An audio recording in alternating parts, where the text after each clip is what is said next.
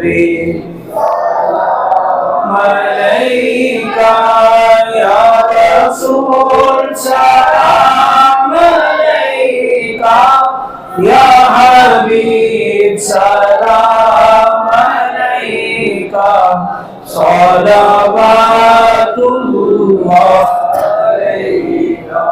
مجھے در اور لوگ پوچھ کے کلاس میں شامل ہونا چاہتے ہیں اللہ نے اندر آ جائیں اور جو دائیں بائیں آئیں وہ سامنے آ جائیں تاکہ جو لکھا ہوا ہے وہ بھی پڑھا جائے، اس کی بھی زیارت کریں اور پڑھانے والے کی بھی زیارت کرنا عبادت ہے. اللہ کریم کی بارگاہ میں دعا ہے آج جو کچھ بھی پڑھایا جائے اسے اچھے سے سننے، سمجھنے اور عمل کرنے کی اللہ پاک ہم سب کو توفیق عطا فرمائے. یہی انسان کا اثاثہ ہے جو انسان اس دنیا سے اپنے ساتھ لے جائے گا. باقی جو انسان دولت کماتا ہے، بینک بیلنس ہے، وہ سب یہیں پڑا رہ جائے گا، جس کے لیے انسان اپنی آخرت کو بھی فراموش کر دیتا ہے. آج پیسے کی جو ہے وہ کمانے کے چکر میں انسان اپنی آخرت کو بھلائے ہوئے ہے اور اس کو یہ پتہ نہیں ہے کہ میرے فائدے کے لیے کیا ہے اور میری آخرت کے لیے کیا ہے. ہمارا یہ نمازی بھائی جس کا اس دنیا سے جانا یقیناً ہمارے لیے ہم زندوں کے لیے بہت بڑی نصیحت ہے کہ وہ کچھ عرصہ پہلے ہماری اس مسجد کی صفوں میں تھے، لیکن آج وہ ہماری صفوں سے ہمیشہ کے لیے جا رہی ہے. تو ایک دن یہ اس سمے ہم سب پہ آنا ہے. تو عقل مند جو آدمی ہوتا ہے وہ اپنی دنیا کے ساتھ ساتھ اپنی آخرت کی بھی تیاری کی کوشش جاری رکھتا ہے. اور ہم جو کچھ بھی یہ کرتے ہیں کسی پر کوئی احسان نہیں ہے. اگر ہم اس محفل کی دعوت دیتے ہیں تو کسی پر کوئی احسان نہیں ہے، اور اگر آپ اس محفل میں شریک ہوتے ہیں تو آپ کا بھی کسی پر مسبت احسان نہیں ہے. دراصل میں بھی، آپ بھی، ہم سب اپنی اگلے سفر کی تیاری کر رہے ہیں. اور اگلے سفر کی تیاری کے لیے ہم سب کو چاہیے کہ ہم حضور کے دین کو سیکھیں. جب تک ہم رسول اللہ کے دین کے مطابق اپنی زندگیاں بسر نہیں کریں گے تو ہماری زندگی اگر ہماری خواہش سے گزر رہی ہے تو وہ وقت تو گزر رہا ہے پر اس زندگی کا کوئی آگے اجر نہیں ہوگا. لیکن اگر ہم نے اللہ اور اللہ کے رسول کی، اسلام کی، شریعت کی، دینی تعلیمات کے مطابق جو ہم نے اوقات گزار لی ہے اس کا دنیا میں بھی اللہ ہمیں برکتوں کی صورت میں صلہ عطا فرمائے گا. مر جائیں گے تو یہ دین کا سیکھنا، اس پہ عمل کرنا ہماری قبر کو کشادگی کا وسیلہ بنے گا اور بروز محشر رسول اللہ کی شفاعت نصیب ہوگی. اور یہی نیک اعمال ہمارے نیکیوں والے پلڑے میں جب رکھے جائیں گے تو ہمارا نیکیوں والا پلڑا وزنی ہوگا اور اس کی برکت سے اللہ ہماری مغفرت فرمائے گا. پل صراط سے بآسانی کامیابی کے ساتھ گزریں گے. اور اسی طرح علم دین سیکھنے، سکھانے اور علم دین پڑھنے، پڑھانے اور علم دین کی نشر و اشاعت کرنے والوں کو رسول اللہ صلی اللہ علیہ وسلم اپنی شفاعت بھی عطا فرمائیں گے. تو اب میں حضرت صاحب سے گزارش کروں گا کہ آپ آئیں اور اپنے سلسلے کو جاری فرمائیں. اللہ تعالیٰ اس سلسلے کو علم نافع کا وسیلہ اور ذریعہ بنائے.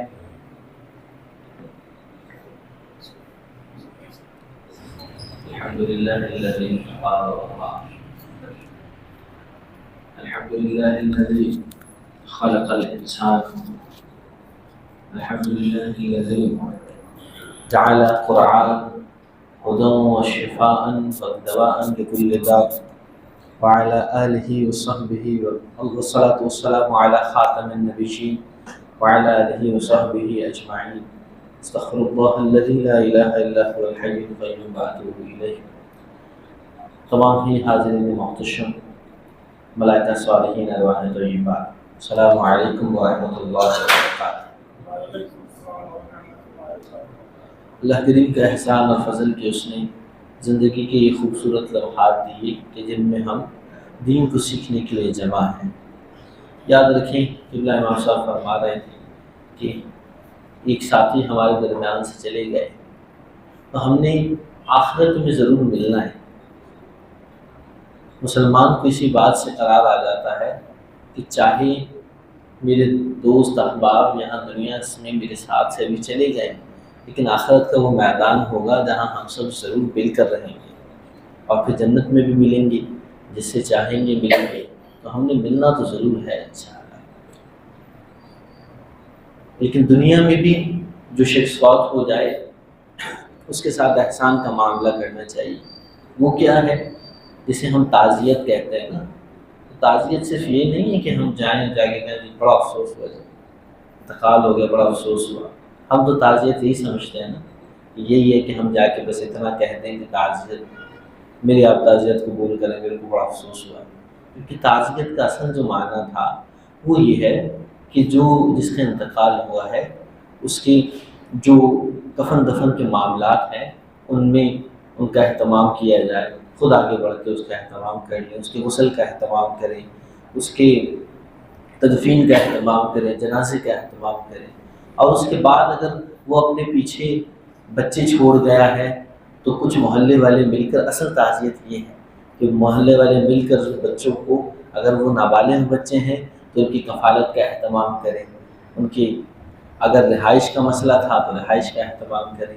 اسی طرح محلے والے مل کر اگر کوئی ایسا معاملہ ہے جو ضروری ہے تو وہاں اس کو پورا کریں۔ یہ اصل تعزیت مقصد تھا، اور تعزیت اسے کہتے ہیں۔ 3 دن تک اب سے اس سے پہلے تو دور کی طرف افسوس ہے تو آپ چولہا نہ جلائیں، حالانکہ چولہا چلانا کھائیں نہیں کھائیں، اس لیے محلے والے مل کے ان کے گھر پہ بھیج دیتے تھے کہ چلو 3 دن تک ہم کھانے کا کرتے ہیں، 3 دن تک یہ افسوس ہے، اس کے بعد تو افسوس نہیں ہے، تو پھر کھانا وغیرہ خود بنا لیں گے۔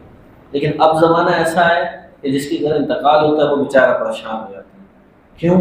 کیونکہ انتقال ہو گیا، گویا دعوتیں چلیں گی، پنجاب سے کہیں سے بھی مہمان آئیں گے، وہ کیا کرنے آئے تھے؟ تعزیت کرنے، افسوس کرنے آئے تھے۔ کتنے دن رہ کے جا رہے ہیں؟ 2 مہینے رہ کے جا رہے ہیں، 20 دن رہ کے جا رہے ہیں۔ یہ بھی نہیں کہ اپنے خرچے پہ رہیں گے، یہیں رہیں گے جہاں انتقال ہوا، کھائیں گے بھی وہیں، پئیں گے بھی وہیں، سب کچھ وہیں۔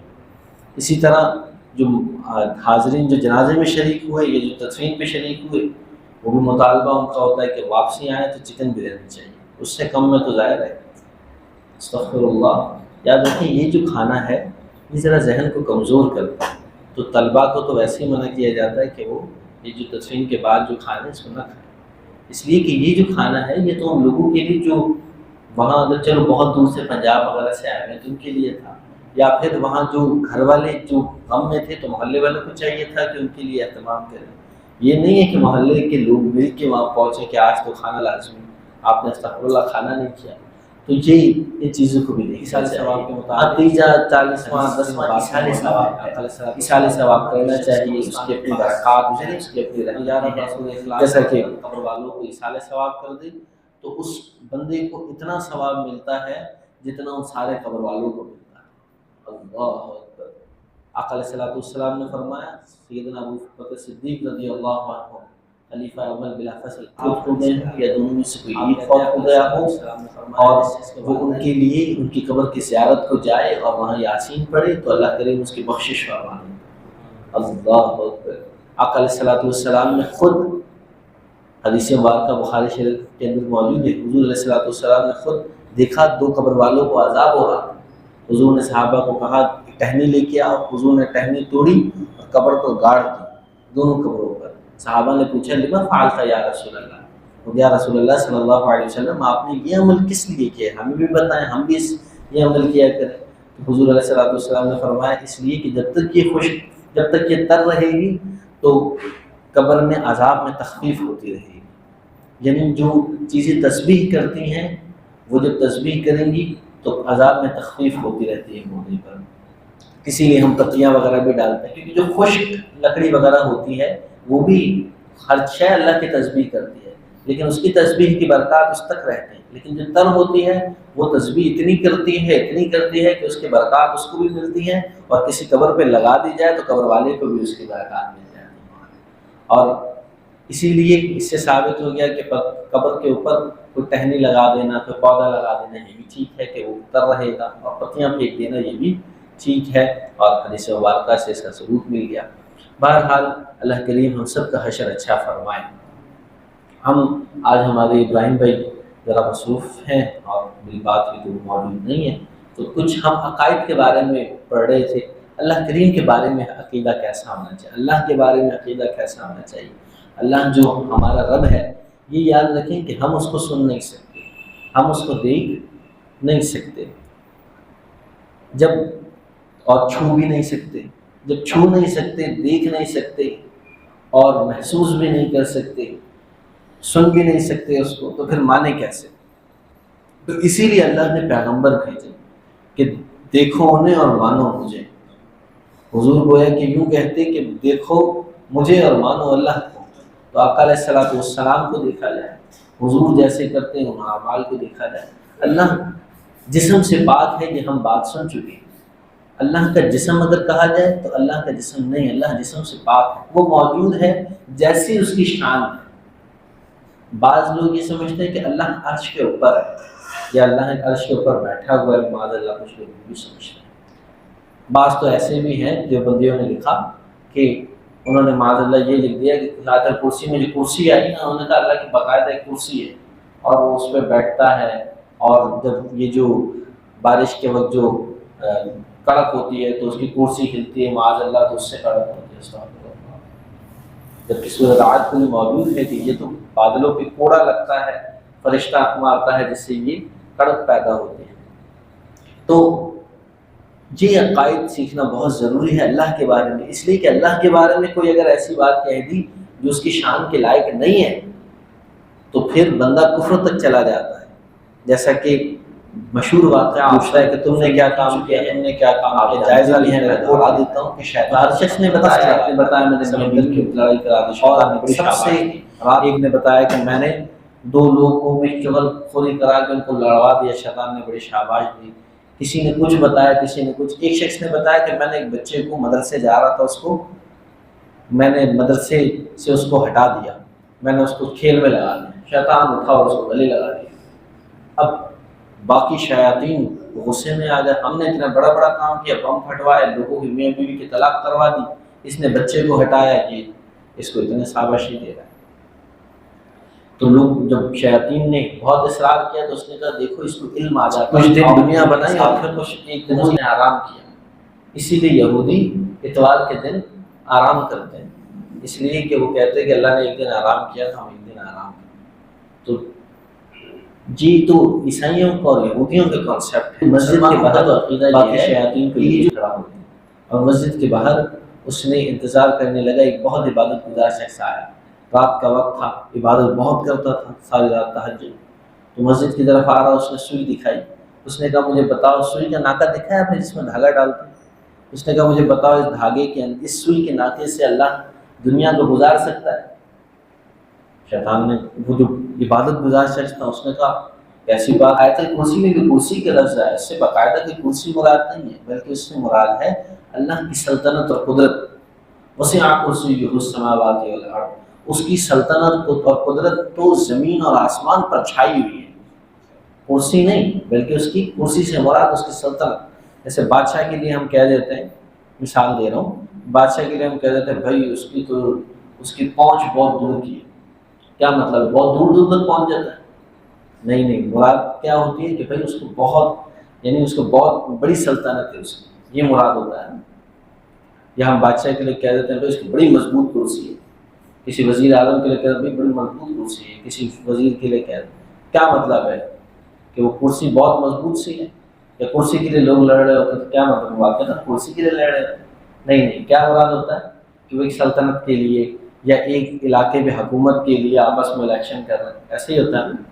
تو بلا تمثیل اس میں بات سمجھانا چاہ رہا ہوں آپ کو ایک مثال کے ساتھ کہ اللہ کے لیے تو خیر اس کی شان کے لائق تو کوئی مثال نہیں ہو سکتی۔ تو وہ جو اللہ کے لیے کرسی کہا گیا اس سے مراد کوئی باقاعدہ کرسی نہیں ہے، بلکہ اس کی سلطنت ہے، اس لیے کہ اللہ جسم سے پاک ہے، اس کا جسم نہیں ہے۔ اب آپ کہیں کہ جسم نہیں ہے تو پھر تو یوں یاد رکھیں کہ اللہ نے ہمارے جسموں کو پیدا کیا ہے، اگر وہ جسم بنا دے، جسم تو مخلوق ہے نا، اس لیے کہ جسم وہ ہوتا ہے جس کو پیدا کیا جائے، اور اللہ مخلوق ہونے سے پاک ہے، وہ تو خالق ہے، سب کو پیدا کرنے والا ہے۔ اور اللہ کو دیکھا کیوں نہیں جا سکتا؟ اس کو دیکھا نہیں جا سکتا۔ بعض احادیث میں آتا ہے امام اعظم رحمۃ اللہ علیہ نے اللہ کے خواب میں دیدار کیا، تو خواب میں دیدار ہونا تو یہ ممکن ہے، لیکن اس کی اللہ کو مکمل نہیں دیکھا جا سکتا۔ اس کی یوں سمجھیے اللہ نور ہے تو نور کچھ نور دیکھا۔ حدیث مبارکہ میں مثال دی گئی، صحابہ نے پوچھا یا رسول اللہ ہم اللہ کو دیکھیں گے؟ تو حضور نے فرمایا ہاں اللہ کو دیکھو گے حشر کے دن۔ تو پھر جب سوال ہوتا ہے اللہ کو کیسے دیکھیں گے، تو مفتی احمد یار خان نعیمی اللہ رحمہ نے بڑا اس میں اچھا لکھا کہ جیسے آسمان ہے تو آیت مبارکہ ہے کہ اللہ کوئی آنکھ اس کا احاطہ نہیں کر سکتی، یعنی اس کو پورا نہیں دیکھ سکتی، اس لیے کہ اس کو آنکھ اتنی سی قابل نہیں، بڑی دنیا اللہ کیسے گزارے گا، یہ نہیں ہو سکتا۔ کیا پاگل والی بات کروں، نماز پڑھنے چلے، شیطان نے باقی شیاطین سے کہا دیکھو اس نے اپنا ایمان ضائع کر دیا، اللہ کی قدرت کا انکار کر دیا۔ کچھ دیر گزری، ایک وہ شخص جو مدرسہ پڑھا ہوا تھا، کورس وغیرہ میں آتا تھا، علم حاصل کیا تھا، ایسا کوئی علم والا شخص گزرا، اس سے شیطان نے پوچھا جب وہ فجر کے لیے آیا کہ کیا اس سوئی کے اندر سے اللہ چاہے تو دنیا کو گزار سکتا ہے؟ وہ شخص کہنے لگا مجھے تو تم شیطان لگتے ہو، یہ ایک دنیا کیا ہے، ایسے 10 دنیا بھی ہوں تو اللہ اس سوئی کے ناکے سے گزار سکتا ہے، وہ ان اللہ علی کل شیء قدیر، اللہ ہر چیز پر قادر ہے۔ تو ایمان اللہ نے اس کا بچا لیا۔ یوں یاد رکھیں کہ اللہ کی ذات کو پھر جاننا بہت ضروری ہے۔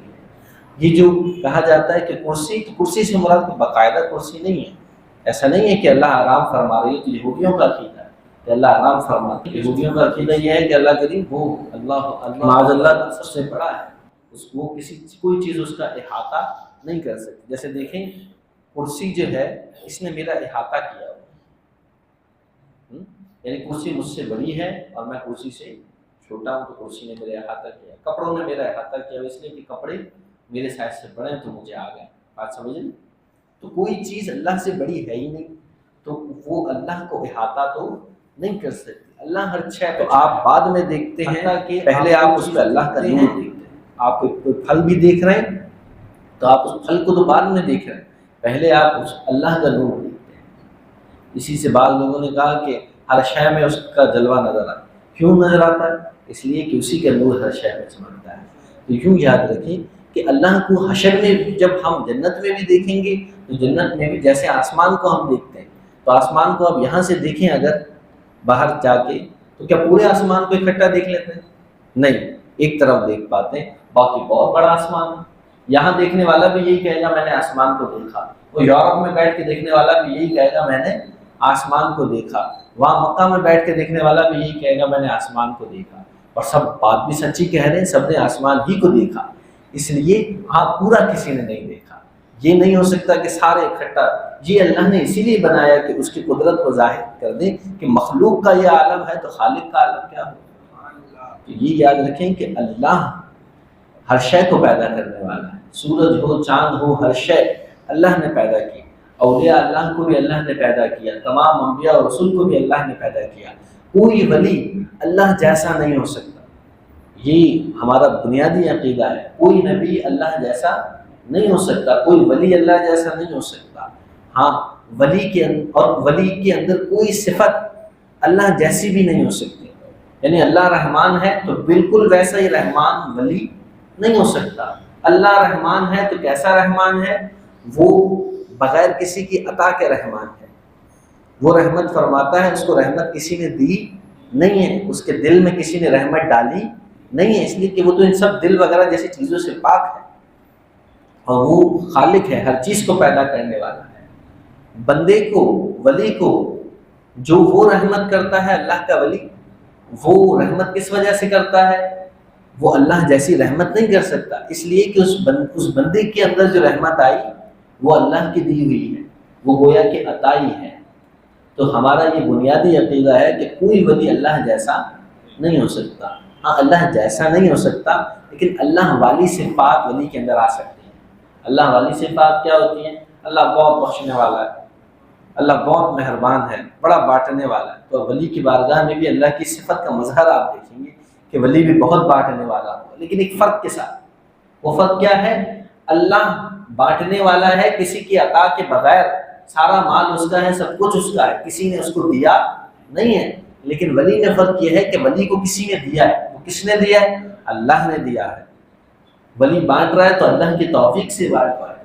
یہ بنیادی عقائد کے اندر فرق یاد رکھیں۔ اللہ کے بارے میں یہ بھی عقیدہ یاد رکھیں، بعض حدیث میں آتا ہے کہ اللہ کریم حشر کے روز جب جنتی جنت میں چلے جائیں گے، جہنم میں چلے جائیں گے، تو جنت تقاضا کرے گی یا اللہ میں بھی خالی ہوں اور مخلوق پیدا فرما۔ تو اللہ کریم اور مخلوق پیدا فرمائے گا جنت کو خوش کرنے کے لیے، اور وہ مخلوق جنت کے اندر رہے گی، جنتیں بھی خدمت کرے گی۔ جہنم پھر دیکھے گی کہ جنت کو مل گیا تو جہنم تقاضا کرے گی، جہنم کہے گی یا اللہ میں بھی بہت میرا حصہ خالی ہے، مجھے بھی بھر دے۔ تو اللہ کریم حدیث میں آتا ہے کہ اللہ کریم اپنی پیر اس کے اندر داخل فرمائے گا جہنم میں، اور جہنم کہے کہ بس بس مجھے کوئی مخلوق نہیں چاہیے۔ تو یہ سمجھانے کے لیے ایسی احادیث ہوتی ہیں، یعنی اللہ کا کوئی باقاعدہ پیر یا اللہ جسم سے تو پاک ہے، لیکن یعنی وہ اپنی قدرت اور غضب کا اظہار فرمائے گا۔ کیوں ہم پیر جیسے اللہ کی کوئی کس مثالیں ہوتی ہیں سمجھانے کے لیے، اسی لیے حدیث پڑھنے کے لیے بھی کسی استاد اور رہنما کی ضرورت ہے۔ آپ ڈائریکٹ پڑھنے جائیں گے تو لفظ سمجھ کے آپ کچھ اور سمجھ بیٹھیں گے، یہ کسی بڑے عالم کی ضرورت ہے جو سمجھائے۔ تو کیونکہ ہم جب کسی کو کوئی چیز پیر سے جب مسلتے ہیں تو کیا کرتے ہیں؟ غصے کی وجہ سے نا، تو گویا کہ وہاں یہ مراد ہے کہ اللہ کریم جہنم پہ غضب فرمائے گا۔ جب غضب فرمائے گا تو جہنم کہے کہ نہیں مجھے اور مخلوق نہیں چاہیے۔ تو اللہ جسم سوال پیدا ہوتا ہے، اس کا کوئی جسم نہیں ہے، تو بعض لوگ کہتے ہیں اللہ عرش پر ہے، تو پھر ہم کہتے ہیں کہ اللہ عرش پر بیٹھا ہوا نہیں ہے، وہ تو ہر جگہ موجود ہے، کوئی ایک جگہ نہیں ہے۔ ہاں جو قرآن کی آیت ہے ثم استوى علی العرش، اس نے عرش پر استوا فرمایا، تو ہم اس بارے میں کہتے ہیں کہ اس نے اپنی شان کے لائق عرش پر استوا فرمایا۔ استوا کیا کسے کہتے ہیں؟ یعنی اس نے اپنی شان کے لائق اسے اختیار فرمایا جیسا اس نے چاہا ہے، لیکن وہ موجود ہر جگہ ہے۔ عرش جو ہے، عرش پر اللہ نے ہاں کسی سے ملاقات کرنی ہوتی ہے، جیسے آقا علیہ الصلوۃ والسلام سے معراج پر ملاقات فرمائی تو حضور عرش پر تشریف لے گئے اللہ سے ملاقات کرنے کے لیے۔ حضور جسم کی پابند ہیں، جسم ہے تو جسم کو جگہ چاہیے، آپ کا جسم ہے تو کوئی جگہ بھی چاہیے نا، ایسے ہی ہے نا۔ تو حضور علیہ الصلوۃ والسلام جگہ میں تشریف لے گئے عرش کی، اور وہاں اللہ سے انہوں نے ملاقات کی، لیکن اللہ جگہ سے جسم سے پاک ہے۔ اللہ کے بارے میں عقیدہ یاد رکھیے کہ وہ اللہ ایسا ہے کہ اس کی کوئی مثال نہیں دی جا سکتی۔ آپ یہ نہیں کہہ سکتے اللہ ایسا ہے، اللہ ایسا ہے، اس لیے کہ کوئی شے ایسی نہیں ہے جو اس جیسی ہو۔ اب اللہ کے بارے میں یہ یاد رکھیں کہ اسے دنیا میں ظاہری آنکھ سے تو اسے دیکھنا یہ حضور کے علاوہ کسی کے لیے ممکن نہیں، اس لیے کہ جب موسیٰ علیہ السلام جیسے نہ دیکھ پائے تو اور کون دیکھے؟ تو حضور کو اللہ نے خاص تجلیات فرمائیں تو حضور نے دیکھا، اور حضور کے علاوہ کسی کے لیے ظاہری آنکھ سے دیکھنا ممکن نہیں ہے۔ ہاں خواب میں اللہ کو دیکھنا ممکن ہے، اور حشر میں تو سب دیکھیں گے اللہ کو۔ حشر میں جنت کے اندر جو جائیں گے جنت میں سب دیکھیں گے، اور جنت میں بھی کوئی اللہ کو دیکھے گا ہر روز ہر لمحے، کوئی جمعے کے جمعے دیکھے گا۔ اور جب بندہ اللہ کو دیکھے گا تو یہ جمعہ اصل میں سجایا جاتا ہے، جمعے کی جو نماز پڑھی جاتی ہے یہ اصل میں وہی یاد ہے۔ جنت کے اندر بھی جمعہ بازار لگا کرے، جمعہ بازار میں کیا ہوگا؟ لوگ آئیں گے بازار سے کچھ خریداری کریں گے، اور اس کے بعد ایک میدان میں جمع ہو جائیں گے، اور اللہ کریم پردہ ہٹا کے لوگوں کو اپنا دیدار کروائے، اور جب اللہ کریم لوگوں کو دیدار کروائے گا لوگوں سے بات۔ اب جو امام صاحب خطبہ دیتے ہیں نا، اللہ کریم خطبہ دے گا، اور خطبے میں کیا کہے گا؟ ہم تو کہتے ہیں الحمدللہ الحمدللہ رب العالمین، تمام تعریفیں اللہ کے لیے۔ اللہ کیا فرمائے گا؟ اللہ بندوں سے بات کرے گا، بندوں سے بات کرے گا۔ دیکھو حشر میں وہ بھی تھا کہ پوچھا تھا کہ گناہ تم نے کیوں کیا ہے، لیکن اب اللہ کریم یہ فرمائے گا کہ وہ جو تم نے نیکی کی تھی وہ مجھے بڑی پسند آئی تھی، تمہارا دل نہیں چاہ رہا تھا، تم رات میں اٹھے تھے اور نماز پڑھی تھی، کسی نے بتایا مجھے بہت اچھی لگی تھی، تمہارا دل نہیں چاہ رہا تھا کہ آج درس میں آؤ، تم آ گئے تھے، مجھے میری رضا کے لیے آئے تھے، مجھے بہت پسند ہے۔ تو وہاں اللہ کریم بندوں کی تحسین فرمائے گا۔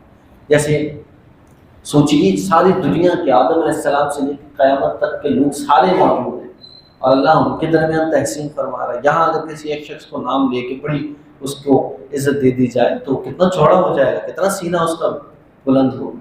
تو سوچیے کہ وہاں اللہ جو عالمین کا رب ہے، سب تمام مخلوقات کے سامنے بندے کو ایسا اس طریقے سے تحسین فرمائے گا۔ تو اللہ کریم بندوں سے کلام بھی فرمائے گا۔ اچھا دنیا میں بھی کلام کا اللہ ڈائریکٹ تو ہم سے بات نہیں کر سکتا، بعض ذہنوں میں خیال پیدا ہوتا ہے کہ اللہ ڈائریکٹ بات کیوں نہیں کرتا، تو یہ تو مشرکین کا قول تھا۔ کفار کا قول تھا، قرآن مجید میں موجود ہے. انہوں نے کہا کہ اللہ ہم سے ڈائریکٹ حضور جب رسالت لے کے آئے تو کفار اور مشرکین نے کہا، انہوں نے کہا اچھا اللہ نے ہم سے خود کیوں نہیں بات کر لی، خود بات کر لیں ہم سے، آپ کو کیوں بھیجا، فرشتہ بھیج دیتا. یہ اعتراضات کفار اور مشرکین کے ہیں. مسلمان کے تو یہ اعتراضات نہیں ہیں. مسلمان تو یہ کہتا ہے کہ مسلمان کو اللہ نے اصل میں بات کرنے کے لیے دی ہے. اللہ کی بات کرنے، اللہ سے بات کرنے کا کیا طریقہ ہے؟ نماز ہے. نماز میں آپ جو بات کر رہے ہیں آپ اللہ سے بات کر رہے ہیں. قرآن ہے، قرآن آپ پڑھتے جائیں، جو بات چل رہی ہے اللہ آپ سے بات کر رہا ہے. ایسے پڑھیں جیسے اللہ آپ سے بات کر رہا ہے، تو آپ پر منہ کھلیں گے. اور تیسرا یہ ہے کہ اللہ چاہے تو جیسے اس نے شجر کے پیچھے سے کلام کیا وہ کسی بشر کے پیچھے سے کلام کر دے. موسیٰ علیہ السلام سے شجر کے پیچھے سے کلام کیا، درخت کے پیچھے سے کلام کیا. وہ چاہے تو کسی بشر کے پیچھے سے بھی کلام کر دے، یعنی اپنے کسی ولی کے ذریعے تم سے بات کر لے. ولی کے دل میں اللہ بات اتارتا ہے. یہ یاد رکھیں اب وحی کسی کی طرف نہیں آ سکتی. وحی وہ ہوتی ہے جو اللہ نبی کی طرف بھیجتا ہے. نبی کے علاوہ کسی پر وحی نہیں آ سکتی. ہاں دل میں نیک خیالات آ سکتے ہیں، حدیث شاہد ہیں اس کی. جس کا دل جتنا منور ہوتا ہے اتنے زیادہ خیالات پاکیزہ آتے ہیں، اور اللہ کے ولی کا دل بہت منور ہوتا ہے تو اللہ کی طرف سے زیادہ پاکیزہ خیالات آتے ہیں. اور کوئی اگر اس کا انکار کرے تو قرآن کا انکار کر دے، اس لیے کہ قرآن میں موجود ہے. سورہ قصص کھولیے، حضرت موسیٰ علیہ السلام کی والدہ کا قصہ موجود ہے. کیا ہے اس میں کہ اللہ کریم نے حضرت موسیٰ علیہ السلام کی والدہ کے دل میں یہ بات ڈالی کہ تم غم نہ کرنا. وہ موسیٰ علیہ السلام کے غم میں اس قدر ان کو خوف ہو گیا کہ کہیں فرعون کے پاس بھی موسیٰ علیہ السلام چلے گئے تھے. آپ چھوٹے تھے تو وہ صندوق، آپ بارہا علماء سے واقعات سنتے رہتے ہیں، وہ صندوق میں آپ کی والدہ نے ڈالا تو فرعون کے گھر میں آپ چلے گئے. تو آپ کی والدہ، قرآن بیان کرتا ہے کہ اگر ہم ان کی والدہ کو، ہم ان کے دل میں یہ بات نہ ڈالتے کہ ہم تمہیں یہ بچہ واپس لوٹائیں گے، تو وہ ضرور جا کے اس بات کو بیان کر دیتے کہ یہ بچہ میرا ہے، مجھے دے دو. اور وہاں وہ یوں معاملہ قتل کی جانب پہنچ جاتا ہے. تو قرآن فرماتا ہے کہ ہم نے بات اتاری. اور اسی طرح دیگر قرآن کے آیات شاہد ہیں کہ اللہ چاہے تو بات اللہ کریم فرماتا ہے. لیکن ہمیں بھی اپنے چہروں اور اپنی شکلوں کو دیکھنا چاہیے. خواہش یہ ہے کہ اللہ ڈائریکٹ بات کرے. مدینہ جائیں تو خواہش ہے کہ حضور ڈائریکٹ اپنے قبر انور سے اٹھ کر سلام کریں. لیکن اعمال کیا ہیں؟ نماز کے اندر آنے کو تیار نہیں. نماز پڑھیں تو سارے خیالات کئی پورے محلے کی پلاننگ نماز کے اندر آنا. ہم قرآن کھولنے کو تیار نہیں. اللہ نے جو احکام بتائے ان پہ عمل کرنے کو تیار نہیں. لیکن خواہشات ہماری ایسی کہ اللہ ڈائریکٹ کلام کرے. ولا حول ولا قوت الا باللہ. لیکن دیکھو جلوہ طور تو آج بھی موجود ہے، کوئی موسیٰ ہی نہیں. اس کے جلوے تو آج بھی موجود ہیں. کوئی نیک بننے کی طرف آئے گا، بہت نیک ہو جائے گا تو اس کے جلوے تو موجود ہیں. اللہ کریم سمجھنے کی بہت توفیق عطا فرمائے. رحمتوں کے تاج والے دو جہاں کے راج والے اعظم صاحب مرحوم مقبول پیاس والے، ان کی روح کو تحفہ پیش کریں گے. اللہ پاک اس مسجد میں کی جانے والی ان کی عبادات، تسبیحات، قرآن کی تلاوت ان کے اپنے قبول فرمائے، اور اللہ پاک ان کی مغفرت اور بخشش. آمین. الحمدللہ رب العالمین. کل زور میں اپنا نماز والصلاة والسلام على سيد الأنبياء والمرسلين وعلى آله وصحبه. اللهم ربنا آتنا في الدنيا حسنة وفي الآخرة حسنة وقنا عذاب النار. یا اللہ کریم آج کے درس میں تیری ذات سے متعلق جو مسائل بیان ہوئے، یہ بہت حساس اور بڑا باریک موضوع ہے. ایک لفظ بھی ادھر سے ادھر ہو جائے تو انسان کے لیے بہت سی آزمائش ہو سکتی ہے. اللہ کریم ہمیں جس طرح تیری ذات کو پہچاننے کا حق ہے ہمیں وہ معرفت نصیب فرما. یا اللہ کریم ہمیں اپنے ذات کی معرفت دے، اپنے محبوب کی ذات کی معرفت عطا فرما. تیری ذات کے حوالے سے سچا ہمارے قابلین اپنا عقیدہ اپنا حدیث کی روشنی عطا فرما، اس کے کارساز رہنے کی توفیق عطا فرما. تیری ذات کے حوالے سے جو لوگ بھی بدبخت برا لوگ بدگمانیاں پیدا کرتے ہیں، ایسے گندے لوگوں سے، ان کی گندی سوچوں سے، ان کی گندی صحبتوں سے ہم سب کو محفوظ رکھنا. یا اللہ کریم ہمیں سچا حضور نبی پاک صلی اللہ علیہ وسلم کے دیے ہوئے پیغام کے مطابق یا اللہ توحید کے عقیدے پر قائم کر اور زندگی گزارنے کی توفیق دے، اور اسی توحید کی سچائی کے ساتھ ہمیں موت عطا فرما۔ حضور نبی پاک صلی اللہ علیہ وسلم کی رسالت کے پیغام کو دل و جان سے قبول کرنے، اس پہ عمل کرنے، اور رسول اللہ کے لائے ہوئے دین کو فروغ دینے، نشر و اشاعت کرنے کی توفیق عطا فرما۔ یا اللہ کریم ہماری دنیا آخرت اچھی فرما، یا اللہ ہماری دعائیں مستجاب فرما، ہمارے اعظم بھائی کی بے حساب معافرت فرما، ہماری اس مسجد کی جملہ اور جتنے نمازی فوت ہو گئے سب کی معافرت، اور مرد عورتیں چھوٹے بڑے سب کی معافرت فرما۔ برحمته ان الله وملائكته يصلون على النبي يا ايها الذين امنوا صلوا عليه وسلموا تسليما اللهم صل على سيدنا ومولانا محمد وعلى ال سيدنا وسلم. جد میں واپسی ہو یا اللہ ہر مسلمان کی رب کر دیا یا نبی ملائکہ یا رسول سلام علیکہ یا حبیب سلام علیکہ صلوات اللہ علیکہ مجھے در پہ پھر بلانا مدنی مدینے والے عشق بھی پلانا مدنی مدینے والے میرا دل تڑپ رہا ہے میرا جل رہا ہے سینہ یہ دوا وہیں ملے